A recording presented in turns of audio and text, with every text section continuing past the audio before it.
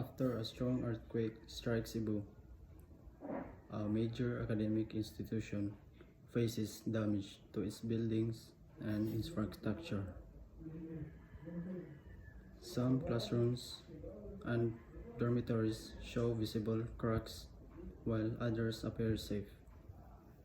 Faculty, students, and staff are deeply affected.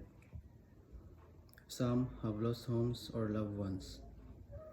So, the institution must decide whether to resume classes immediately to maintain academic continuity or suspend operations longer. To ensure safety, emotionally recover, and proper inspection of faculties. That's all, ma'am. Thank you.